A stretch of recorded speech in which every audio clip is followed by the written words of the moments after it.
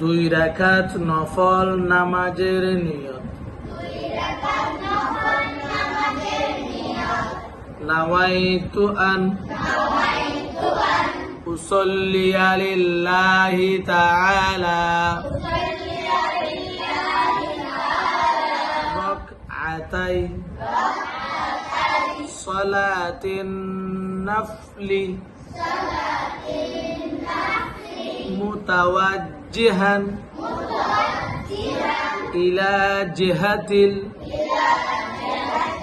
কাবাতি শরীফাতি আল্লাহু আকবার।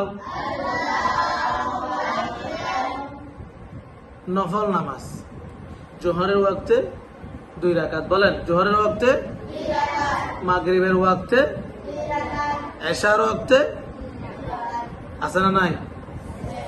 জোহরের ওয়াক্তে 2 রাকাত নফল নামাজ, মাগরিবের ওয়াক্তে 2 রাকাত নফল নামাজ, এশার ওয়াক্তে 2 রাকাত নফল নামাজ। এই নফল নামাজগুলোর নিয়ত, জোহরের নফল নামাজের নিয়ত, মাগরিবের নফল নামাজের নিয়ত, এশার নফল নামাজের নিয়ত একই রকম। কি এখানে জোহর উল্লেখ হবে না, মাগরিব উল্লেখ হবে না, এশা উল্লেখ হবে না। শুধুমাত্র নাওয়াইতু আন উসাল্লিয়া লিল্লাহি তাআলা রাকাতাই সালাতিন নাফল, সালাতিন নাফিল মুতাওয়াজ্জিহান ইলা জিহাতিল কাবাতি শরীফাতি আল্লাহু আকবার। এছাড়াও যদি আমাদের ইচ্ছা করে, অনেকের ইচ্ছা করে না 100 রাকাত 50 রাকাত নফল নামাজ পড়ার জন্য, যাদের ইচ্ছা করে এরকম নফল নামাজ পড়ার জন্য, যদি তাখাসুস কোনো নামাজ না হয় তাহলে